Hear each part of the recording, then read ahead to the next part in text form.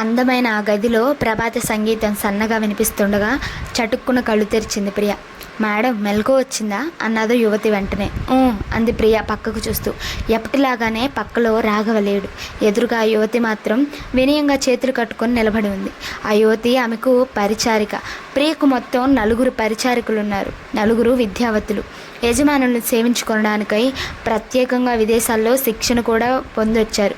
శిక్షణకు రాఘవ వారిని సొంత ఖర్చులపైన తనే పంపాడు. ఒక యువతి ఆమె శరీరాన్ని సంరక్షిస్తుంది. ఆరోగ్య సూత్రాలను దృష్టిలో ఉంచుకొని ఆమె చేత వ్యాయామం చేయిస్తుంది. మృక ప్రక్షాళన నుంచి స్నానం వరకు ఆమె పర్యవేక్షణలో జరుగుతాయి. రెండవ యువతి ప్రియను అలంకరిస్తుంది. వేసిన బట్ట వేయకుండా, చేసిన అలంకరణ చేయకుండా ప్రియ కట్టు బొట్టులను శాసిస్తున్నామా. మూడవ యువతి ఆమె ఆహారపు అవసరాలను చూస్తుంది. అటు ఆరోగ్యం చెడకుండా, ఇటు ప్రియ రుచులకు లోటు లేకుండా పదార్థాలను తయారు చేయిస్తుంది ఆమె. నాలుగవ యువతి ప్రియకు మానసికోల్లాసాన్ని కలిగిస్తుంది. ఆమె అభిరుచులకు అనుగుణంగా కథలు చెబుతుంది, వీడియోలు చూపిస్తుంది. ఆ 4 యువతులు అంటే ప్రియకి ఎంతో ఇష్టం.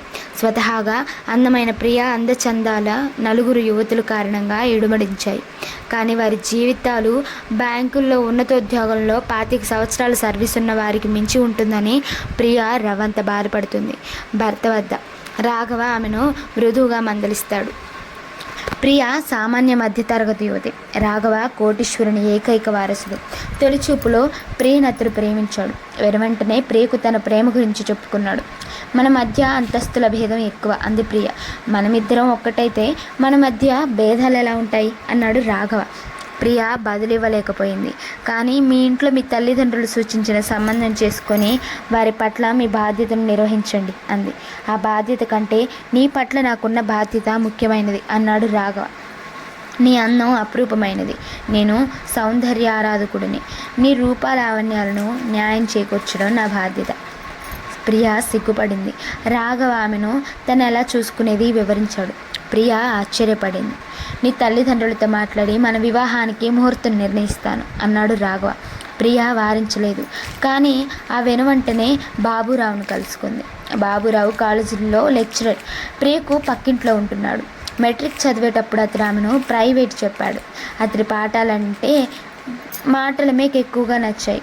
వారిద్దరూ ఒకరంటే ఒకరిని ఇష్టపడేవారన్న విషయం ప్రియ తల్లిదండ్రులకు అర్థమయ్యేటంత చనువుగా వారి ప్రవర్తన ఉండేది. బాబురావుకు కట్నం తీసుకోకూడదన్న ఆదర్శం ఉందని తెలిసి ప్రియ తల్లిదండ్రులు సంతోషించారు. చెల్లెలి పెళ్లి కాగానే ప్రియను పెళ్లి చేసుకోవాలని బాబురావు అనుకుంటున్నాడు.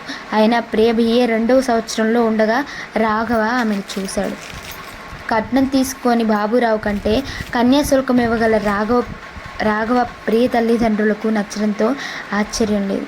అందుకే ప్రియ బాబురావును కలుసుకొని మొత్తం విషయం చెప్పింది.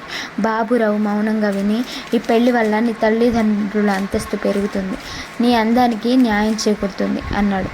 కానీ మనమిద్దరం భావి జీవితం గురించి ఎన్నో కలలు కన్నాము. ఆ కలలు నిజం కావాలి అంది ప్రియ. మనం కన్న కలలు సామాన్యమైనవి. ఇప్పుడు నీ జీవితమే ఒక అందమైన కలగా మారబోతుంది అన్నాడు బాబురావు. నీవు లేకుండా నా భావి జీవితాన్ని ఊహించుకోలేను అంది ప్రియ. కానీ నా భావి జీవితంలో నువ్వు లేవు. నా తల్లిదండ్రులు వేరే సంబంధం నిర్ణయించారు. కాదనలేని స్థితిలో ఉన్నాను అన్నాడు బాబురావు. ప్రియ తెల్లబోయింది. కళ్ళమట నీళ్లు పెట్టుకుంది. బాబురావును తిట్టింది, బ్రతిమాలింది. బాబురావు మౌనంగా నవ్వాడు. ప్రియ వివాహం రాఘవతో జరిగిపోయింది. రాఘవ అన్నమాట నిలబెట్టుకున్నాడు. ఆమెను ఒక దేవతలా ఆరాధిస్తున్నాడు.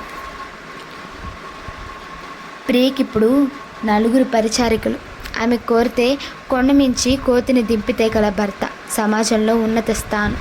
వివాహమైనాక కొంతకాలం ఆమె స్వర్గ సుఖాలు అనిపించింది. ప్రపంచం తెలియలేదు. బాబురావును కూడా మర్చిపోయింది. రాఘవ భార్య శారీరక మానసిక ఉల్లాసానికి ఎన్నో ఏర్పాట్లు చేశాడు. అయితే అతడు వ్యాపారస్తుడు. ఉదయం లేచింది మొదలు రాత్రి వరకు ఎక్కడెక్కడో తిరుగుతూనే ఉంటాడు. రాత్రి ఏదో సమయంలో అతడు భార్య సరసన చేరుతాడు. కాసేపు ఇద్దరు ఒకరిలో ఒకరు ఏకమైపోతారు. అతడు తీయని మాటలు చెబుతాడు. అతడి సాంగత్యంలో అపూర్వ అనుభూతి పొందుతుంది ఆమె. ప్రియ సౌందర్యాన్ని రాఘవ ఆరాధిస్తాడు. ఆ ఆరాధన ప్రియకు కలిగించే తృప్తి అంతా ఇంత కాదు. ప్రియ అని అతడు పిలిస్తే తను పులుకరిస్తుంది ఆమెకు. రాత్రి అతనికి దగ్గరగా జరిగి పడుకుంటే ఏదో తెలియని మత్తు ఆమెను ఆవహిస్తుంది. కానీ ఒక రాత్రి చూస్తే అతడు పక్కలో ఉండడు. ఆమె అతడి కోసం తడుముకుంటుంది. మొదటిసారి అలా జరిగినప్పుడు ఆమె అతన్ని అడిగింది, రాత్రి ఎక్కడికి వెళ్ళిపోయారు అని. నీవు నా భార్యవు, అందువల్ల మనిద్దరి ఏకస్సే కావాలి. నీ అందం సన్నమితంగా ఆకర్షిస్తుంది, అందుకని నిన్ను దగ్గరగా తీసుకొని ఊరుకోలేను. ఒకరిలో ఒకరు ఐక్యమవుతాం, అంతటితో నాకు తృప్తి కలగదు. కానీ దేవతగా నిన్ను ఆరాధించే నేను నా కోరికలను అదుపు చేసుకోవడం కోసం నీకు దూరంగా ఉంటాను. నిన్ను అపురూపంగా చూసుకుంటాను నేను, అందుకే నీ పక్కలో ఎక్కువసేపు ఉండను అన్నాడు రాఘవ. భర్త భార్య వద్ద కోరికలను అదుపు చేసుకోవడం ఏమిటో ప్రియకు అర్థం కాలేదు. అలాగని తీరని కోరికలతో ఆమె శరీరం వేగిపోవాల్సిన స్థితి రాఘవ కారణంగా ఏర్పడనూ లేదు. అయినప్పటికీ భర్త పరాయి స్త్రీలకు మరుగుతున్నాడన్న అనుమానం ప్రియకు వచ్చింది. తన అనుమానాన్ని ఎంతో కాలం దాచుకోలేదు ఆమె అనుమానాన్ని వింటూనే రాఘవ బాధగా, నీ అనుమానం నిజమని రుజువు చేయి, నువ్వే శిక్ష విధించినా భరిస్తాను అన్నాడు. ప్రియ భర్త పైన గట్టిగా నిఘా వేసింది. ఆమెకు రుజువులు దొరకలేదు. ఆమె భర్త ముందు తన ఓటమిని అంగీకరించింది. మీరు నా కోసం మీ సమయం వెచ్చిస్తేనే నాకు సంతోషంగా ఉంటుంది అంది. నీకు భవంతులు కావాలంటే చెప్పు, పరిచారికల సంఖ్య పెరగాలంటే చెప్పు, నగలు కావాలంటే చెప్పు, క్షణాల మీద ఏర్పాటు చేయగలను. నన్ను మాత్రం నీకు దూరంగా ఉండని. నేను ఎక్కడున్నా నీ గురించి ఆలోచిస్తుంటాను. ఎంత ముఖ్యమైన పనిలో ఉన్నా నీ తలుపులు నన్ను వేడవు అన్నాడు రాఘవ. మీరు నాకు దూరంగా ఎందుకు ఉండాలి? దగ్గరగా ఉన్నప్పుడు నా మనసు ఎలా అదుపు తప్పుతుందని నాకు తెలుసు. నా మనస్సును అదుపు చేసుకోవడానికి ఉన్న ఏకైక మార్గం నీకు వీలైనంత దూరంగా ఉండడం. ఆ దూరం మన మధ్య ఆకర్షణను పెంచుతుంది. నా కారణంగా నీ అందం మాసిపోకుండా కాపాడుకుంటుంది అన్నాడు రాఘవ. నా అందం త్వరగా మాసిపోతుందని మీ భయమా? నీ అందం మాసేది కాదని నాకు తెలుసు, అలాగని మాపడానికి ప్రయత్నించలేను కదా అన్నాడు రాఘవ. అతడి మనసులో ఏమున్నదో ప్రియకు తెలియదు, కానీ భర్త తనను 1000 కళ్ళతో కనిపెడుతున్నాడని ఆమెకు తెలుసు. ఆమె మనసు రవంత కష్టంతో వచ్చిన శరీరానికి సుమంత గాయమైన అతడికి వెంటనే తెలిసిపోతుంది. వెతుక్కుంటూ వచ్చి విలవిల్లాడిపోయాడు. ఇంత చిన్న విశేషం మీకెలా తెలుస్తుంది అని ప్రియ ఆశ్చర్యపడుతుంది. నేను నీకు దూరంగా ఉన్నానని నీ అనుమానం. నా మనసు ఎప్పుడూ నిన్నే అంటిపెట్టుకొని ఉంటుంది అంటాడు రాఘవ. అందరూ ప్రియ అదృష్టవంతురాలని అంటారు.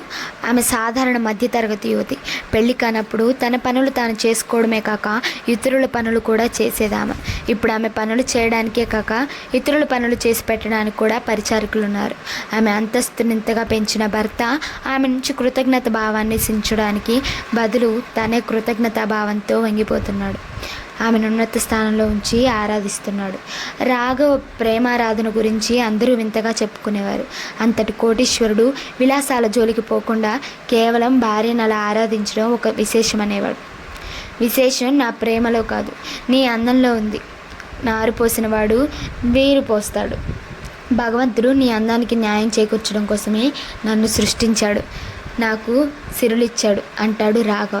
వివాహమై 1 ఏడాది గడిచాక క్రమంగా వాస్తవంలోకి రాసాగింది ప్రియ. అప్పుడు ఆమెకు బాబురావు గుర్తొచ్చాడు. అతడు తనను నిరాకరించాడన్న విషయం కూడా ఆమెకు గుర్తొచ్చింది. అతడిని ఒకసారి కలుసుకొని తన అదృష్టాన్ని అతడు గుర్తించేలా చేయాలనుకుంది. ఒకరోజు ఆమె స్వయంగా వెళ్ళి అతన్ని కలుసుకుంది. బాబురావు ఆమెను అభిమానంగా పలకరించాడు. ఆమె చెప్పిందంతా విని, నీకు ఇలాంటి అదృష్టం పడుతుందని తెలియడంతోనే నీ అందానికి తగిన న్యాయం చేకూరుతుందని అనుకున్నాను. అందుకే నిన్ను నిరాకరించాను. నాకు ఇప్పుడు ఎంతో సంతోషంగా ఉంది అన్నాడు. ప్రియ తెల్లబోయి, నా మీద ప్రేమతో కాదు స్వార్థంతోనే నన్ను నిరాకరించావు. ఇప్పుడు ఊరికే అబద్ధం చెబుతున్నావు అంది. నిన్ను కాక వేరెవరినైనా వివాహం చేసుకున్నప్పుడు నేను చెప్పింది అబద్ధమేనని నేను నమ్ముతాను అన్నాడు బాబురావు.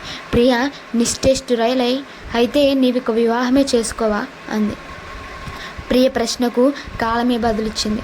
ఇప్పుడు ప్రియకు వివాహమై 10 సంవత్సరాలు దాటింది. ఆమెకి 2 పిల్లలు.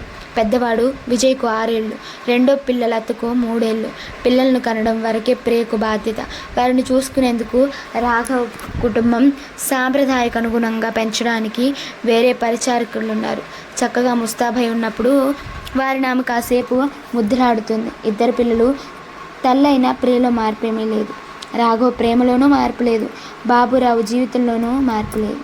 అతడు వివాహం చేసుకోలేదు. ప్రియ మాత్రం వివాహమైనాక తొలిసారి అతన్ని కలుసుకున్న రోజు నుంచి ఇంతవరకు ప్రతిరోజు వెళ్ళి అతన్ని కలుసుకుంటుంది. పక్క దిగలేనంత జబ్బు చేసినప్పుడు 2 పురుల సమయంలోనూ మాత్రం ఆమె అతన్ని కలుసుకోలేకపోయింది. సాయంత్రం 6 నుంచి రాత్రి 9 వరకు ఆమె ప్రతిరోజు బాబురావు గదిలో గడుపుతుంది. అక్కడికి ఆమె వీలైనంత రహస్యంగానే వెడుతుంది. అందుకోసం ఆమె ఒక 2 వాటాల ఇల్లు కొంది. ఒక వాటా బాబురావుకి అద్దెకిచ్చింది. 2వ వాటాను తన అభిరుచులకు అనుగుణంగా అలంకరించుకుంది. ఆ ఇంటిలో మధ్యతరగతి కుటుంబానికి అద్దెకిచ్చేసింది. అందులో ఒక పెద్ద గది ఆమెకు ఎప్పుడూ ప్రత్యేకించబడింది. ఆ గదిలోనికి వెళ్ళి తలుపులు వేసుకొని ఏకాంతంలో సంగీతం వింటూ పుస్తక పఠనం చేస్తానని ఆమె చెబుతుంది. ఆ గదిలోంచి బాబురావు వాటాకు వెడుతుంది ఆమె. అక్కడ ఇద్దరు ఎంతో చనువుగా మసులుతారు. ఆమె అతడి ఇల్లంతా సర్ది పెడుతుంది, వంట చేస్తుంది. ఇద్దరు కలిసి భోజనం చేస్తారు. ఒకరి ఒడిలో ఒకరుండి ప్రేమ కబుర్లు చెప్పుకుంటారు. వారి విధంగా రహస్యంగా కలుసుకుంటున్నప్పటికీ ఇద్దరిని ఆ సమయంలో చూసిన వారెవరికైనా వారిద్దరూ ఒకరి కోసం ఒకరు పుట్టిన ప్రేమికులని, ఎన్నో ఏళ్లుగా కలిసి జీవిస్తున్న దంపతులని అనిపిస్తుంది. అయితే అలా అనుకునే అవకాశం ఇంతవరకు ఎవరికి రాలేదు. అందుకు వారిని అలా చూడాలి కదా. ప్రియా, నీవు ఇలా రావడం నీ భర్తకు తెలిస్తే ప్రమాదమేమో అని మీదిగా ప్రతిరోజు ఒక్కసారైనా అంటాడు బాబురావు. ప్రేమ ప్రమాదాలకు భయపడదు అంటుంది ప్రియ. నీవు కూడా వివాహం చేసుకుంటే నాకెంతో తృప్తిగా ఉండేది అంటుంది ప్రియ ప్రతిరోజు. వివాహం అయితేనే కాకుంటేనే నీవు నా గృహిణివే కదా అంటాడు బాబురావు నందుకు బదులుగా. ప్రియకు ప్రమాదం అని తెలుసు కూడా బాబురావు ఆమెను రావద్దని వారించుడు. ఆమె సమక్షం అతనికి కలిగించే ఊరట అంతా ఇంత కాదు. అందుకే ప్రతిరోజు సాయంత్రం 6 నుంచి 9 వరకు బాబురావు ఈ ప్రపంచంలో అన్ని బంధాలు తెంచుకుంటాడు. ఆ సమయంలో అతడు స్నేహితులను కలవడు. ఎప్పుడైనా బంధువులు వచ్చి అతడింట ఉంటే బాబురావు ప్రాణం విలవిలలాడిపోతుంది. జీవితం అంతా ఇలాగే గడిచిపోతే నేను భగవంతుణ్ణి కోరడానికి ఏమీ ఉండదు అన్నాడు బాబురావు ఒకసారి. అదే మాట ప్రియ తన మనసులో అనుకుంది. కానీ జీవితం ఎవరికీ సాఫీగా నడవదు. విజయ్కు 15 ఏళ్ళు నిండాయి. ఆ రోజు అతడి పుట్టినరోజు వేడుక. మధ్యాహ్నం 3ంటికే ఆ వేడుక ఏర్పాటు చేసింది ప్రియ. ఎట్టి పరిస్థితుల్లోనూ సాయంత్రం 6ంటికి తన సమయాన్ని వృధా చేసుకోదామె. ఆ వేడుక సాయంత్రం జరగాలని విజయ్ పట్టుబట్టాడు. అతడి స్నేహితులు కొందరు సాయంత్రం తప్ప రాలేమన్నారు. కానీ ఆ ఇంట్లో ప్రియ పట్టుదల ఒక్కటే నెగ్గుతుంది. విజయ్ కోపం వచ్చింది. ముభావంగానే వేడుక చేసుకున్నాడు. తనయుడి సంతోషాన్ని కూడా కాదని తల్లి పొందే అనుభవం ఏమిటో అతడి ఊహకు అందలేదు. అమ్మ, నేను నీతో ఆ గదికి వస్తాను అన్నాడు విజయ్. ప్రియ ఒప్పుకోలేదు. తల్లి అక్కడ ఏం చేస్తుందో చూడాలని విజయ్ కుతూహలం చెలరేగింది. అందు గురించి అతడు పథకం ఆలోచించాడు. ఒకరోజు విజయ్ ఆ ఇంటిని క్షుణ్ణంగా పరీక్షించాడు. బాబురావు ఇంట్లో నుంచి ఆ గదిలోకి ప్రవేశించే అవకాశం ఉందని గ్రహించాడు. ముందుగా తల్లి గదిలోని లోపల గడియ తీసేశాడు. బాబురావు ఇంటి వాటాలో రహస్యంగా ప్రవేశించడానికి బాత్రూంలోని ఎన్నుకున్నాడు. ఆ చిన్న కుర్రాడి బుర్రలో ఇలాంటి పథకం ఉందని అటు బాబురావుకు కానీ ఇటు మధ్యతరగతి కుటుంబానికి ప్రియకు కానీ తెలియలేదు. ఫలితంగా అతడి పథకం నిర్విఘ్నంగా నెరవేరింది. కానీ విజయ్ చూడడానికి దృశ్యమే చూశాడు. తన తల్లి పరాయి పురుషుడితో ఎంతో చనువుగా. విజయ్ షాక్ తిన్నాడు. ఆడవాళ్ళు పరాయి పురుషులతో చనువుగా మసలడం విజయ్ కుటుంబంలో వింత కాదు. కానీ అందుకింత రహస్యం అవసరం లేదు. ఒక్కసారిగా విజయ్కు తల్లంటే అసహ్యభావం కలిగింది. ప్రియ కానీ బాబురావు కానీ విజయ్ని చూడలేదు. తన తండ్రి తల్లిని ప్రాణాధికంగా ప్రేమిస్తున్నాడు. కానీ ఆ తల్లి కన్న కొడుకును కూడా మరిచి ఇక్కడికి వచ్చి పరాయి పురుషుడితో. విజయ్ వయసు 15 ఏళ్ళైనా దృఢంగా ఎత్తుగా యువకుడిలా ఉంటాడు. యువకుడికి ఉండేటంత అనుభవం లేకపోయినా పరిజ్ఞానం అడవిడికి ఉంది. అక్కడి నుంచి ఒక్క ఉదుటిన విజయ్ వెనక్కి మళ్ళీ వెతుక్కుంటూ వెళ్ళి తండ్రిని కలుసుకున్నాడు. తను చూసింది చెప్పాడు. రాఘవ మ్రాన్పడిపోయాడు. అయితే త్వరగానే తేరుకొని కంగారు పడకు. ఎక్కడో ఏదో పొరపాటు జరిగింది. నేను తెలుసుకునే వరకు నువ్వు తెలుసుకున్న నిజం కాదు అన్నాడు అతను. ఆ రాత్రి 9:20 ఇంట్లో అడుగుపెట్టింది ప్రియ. గుమ్మంలోనే ఆమెను భర్త పలకరించాడు. ఆ సమయంలో అతడిని ఇంట్లోనే చూసి ఆశ్చర్యపోయింది ప్రేమ. నీతో మాట్లాడాలి అన్నాడు రాఘవ క్లుప్తంగా. ప్రియ భర్తను అనుసరించి పడక గదికి వెళ్ళింది. రాఘవ తలుపులు వేశాడు. ప్రియ ఆశ్చర్యపడింది. నేనేం తప్పు చేశాను అన్నాడు రాఘవ. ప్రియ ఆశ్చర్యంగా, మీరు తప్పు చేశారని ఎవరన్నారు అంది. ఒక తప్పు జరిగింది. ఏ తప్పుకు కారణం నీవు కాలేనని నా నమ్మకం. అందుకని నేనే ఆ కారణమని భావిస్తున్నాను అన్నాడు రాఘవ. ఏమిటా తప్పు? ఇప్పుడు నువ్వెక్కడి నుంచి వస్తున్నావు? ఇలాంటి ప్రశ్న భర్త తనను అడగడం ఇదే మొదటిసారి కావడంతో ఆమె తడబడింది. చెప్పు ప్రియ, నువ్వు ఎక్కడి నుంచి వస్తున్నావు? నా గురించి మీకు తెలియని విశేషమేముంటుంది? అయినా సరే నీ నోట వింటాను, చెప్పు. మన ఇంటికి వెళ్ళి ఏకాంతంగా నా గదిలో సంగీతం వింటూ పుస్తక పఠనం చేశాను. నువ్వు అబద్ధం చెబుతున్నావు. మీకు తెలిసిన నిజమేమిటో చెప్పండి అంది ప్రియ. నువ్వు ప్రక్క వాట బాబురావుతో ఆగాడు రాఘవ. ప్రియ ముఖం ఎర్రబడింది. అంటే మీరు నా మీద నిఘా వేసి నా రహస్యాలు తెలుసుకోవాలనుకుంటున్నారన్నమాట. మీరు నన్ను అనుమానిస్తున్నారన్నమాట. రాఘవ చలించకుండా, లేదు, నిన్ను అనుమానించేవాడినైతే ఈ విషయం ఎప్పుడో తెలుసుకునేవాడిని. నిన్ను ఆరాధించాను, నీకు స్వేచ్ఛనిచ్చాను. ఆ స్వేచ్ఛ నిన్ను పెడదారులు తొక్కించడంలో నా తప్పేమిటో నాకు తెలియడం లేదు అన్నాడు. నేడు పెడదారులు తొక్కలేదు అంది ప్రియ. సమాజపు నీతి నియమాలు, నీ అభిప్రాయాన్ని అంగీకరించు. ప్రియ కళ్ళలో నీళ్లు వచ్చాయి. ఇంతకాలం మీరందరూ పురుషుల వంటి వారు కారనుకున్నాను. ఈరోజు ఇది అబద్ధమైపోయింది. మీరు నన్ను అనుమానిస్తున్నారు. మీ అనుమానానికి ఆధారం లేదు. ఆధారం అంటే అది సంపాదించడానికి మీరు ప్రయత్నించారని అర్థం. ఆ ప్రయత్నం నన్ను అనుమానించడమే కదా అంది ప్రియ. రాఘవ నిట్టూర్చి, ప్రియ, నువ్వు నా ప్రేమను అర్థం చేసుకోలేవు. నువ్వు బాబురావును కలుసుకునేందుకు అక్కడికి వెళుతున్నావన్న విషయం నాకు ఈరోజే తెలిసింది. అయినా అది రుజువు చేసుకునేందుకు రెడ్ హ్యాండెడ్గా నిన్ను పట్టుకోవాలని నేను అనుకోలేదు. నిన్నే అడిగి నిజం తెలుసుకోవాలనుకున్నాను. నిన్ను నేరస్తురాలిగా పరిగణించడం నాకు ఇష్టం లేదు. కానీ నీ కన్నబిడ్డల ద్వేషానికి నువ్వు గురి కాకూడదన్నది నా కోరిక అన్నాడు. అంటే నువ్వు రోజు బాబురావును కలుసుకుంటానంటే ఇప్పటికీ నాకే అభ్యంతరం లేదు. కానీ ఆ విషయం మన బిడ్డలకు తెలియకుండా చూసుకోవడం నీ బాధ్యత. ఈరోజు విజయ్ మిమ్మల్ని ఇద్దరిని చూసి నీ మీద ద్వేషం పెంచుకొని నా దగ్గరకు వచ్చి చెప్పాడు అన్నాడు రాఘవ. ప్రియ తెల్లబోయింది. ఆమెకు నోట మాట రాలేదు. రాఘవ ఆమెకేం జరిగిందో ఎలా జరిగిందో చెప్పాడు. నేను నిన్ను సానుభూతితో అర్థం చేసుకుంటాను. నాలో లేని ఆకర్షణ నీకు ఆ బాబురావులో ఏం కనపడింది అన్నాడు రాఘవ ప్రశాంతంగా. తమాయించుకునేందుకు ప్రియకు కాసేపు పట్టింది. తర్వాత ఆమె గొంతు సవరించుకొని నెమ్మదిగా చెప్పడం ప్రారంభించింది. నేను మధ్యతరగతిలో పుట్టాను. నా అందం అసామాన్యమైనదని మీరు అన్నారు. కానీ మానసికంగా నేను సామాన్యురాలిని. మీరు నన్ను సినీ తారలాగో మహారాణిలాగో చూస్తున్నారు. ఆ జీవితం కొంతవరకు నాకు బాగానే ఉంది. అయితే బాబురావు నేను పెళ్లికి ముందు ప్రేమించుకున్నాం. భావి జీవితం గురించి కొన్ని కలలు కన్నాం. నాకు సంబంధించినంత వరకు ఆ కలలు సామాన్య గృహిణివి. మీతో వివాహమైనాక ఆ కళల్లో ఒకటి నాకు తీరలేదు అని ఆగింది ప్రియ. ఆ కళలేమిటో నేను తెలుసుకోవచ్చా అన్నాడు రాఘవ్ కుతూహలంగా. తన కారణంగా బాబురావుతో ప్రియకు జరగవలసిన పెళ్ళి ఆగిపోయిందని రాఘవకు తెలుసు. అన్నిటికీ నా భర్త నాపై ఆధారపడాలి. నా భర్త పనులన్నీ నేను చేసుకోవాలి. అతనికి నేను స్వయంగా వండి పెట్టాలి. నేను సర్దనిదే అతడి పక్కకు అందం లేదు. నేను వండనిదే అతడి రుచులకు తృప్తి లేదు. నేను చెప్పనిదే అతడి అలంకరణకు హుందా లేదు. నేను లేని చోటు అతడింట అనుక్షణము అతడు ఫీల్ అవ్వాలి. రాఘవ ఆశ్చర్యంగా అన్నాడు ఆమెను కొనసాగించమన్నట్లు. బాబురావింట్లో నేను అతని బట్టలు ఉతికాను. అతడి రుచులకు అనుగుణంగా వండి పెట్టాను. అతడింటిని తీర్చిదిద్దాను. అతడు నన్ను అభిమానిస్తుంటే ఎంతో ఆనందించాను అంది ప్రియ. బాబురావు అదృష్టవంతుడు. బాధ్యతలు లేకుండా భార్య దొరికింది అన్నాడు రాఘవ నిట్టూర్చి. అతడి అదృష్టాన్ని నేను అభిమానించలేదు అంది ప్రియ. ఎందుకని? నా తనువు భర్తను కోరింది. నేను మీకు భార్యనయ్యాను. నా మనసు భర్తను కోరింది. బాబురావుకు గృహిణినయ్యాను. ఈ విధంగా నాకు తనువు మనసు రెండు తృప్తి చెందాయి. కానీ బాబురావుకి గృహిణి లభించింది, భార్య లేదు. ఇది అదృష్టమేనంటారా అంది ప్రియ. ఏమన్నావు అన్నాడు రాఘవ. ప్రియ బదులివ్వకుండా అతడి వైపు చూసింది. ఆమె కనుల భాష రాఘవకు తెలుసు. అవి అతడికి ఎన్నడూ అబద్ధం చెప్పలేదు. తన ఇంట గృహిణి కాలేక ఆమె బాబురావును ఆశ్రయించింది. శారీరకంగా ఆమె ఏ తప్పు చేయలేదు. సినీ తారులు మహారాణులు తమ సౌందర్యాన్ని పరుల కోసం జీవించే తమ పద్ధతులకు అనుగుణంగా మలుచుకుంటారు.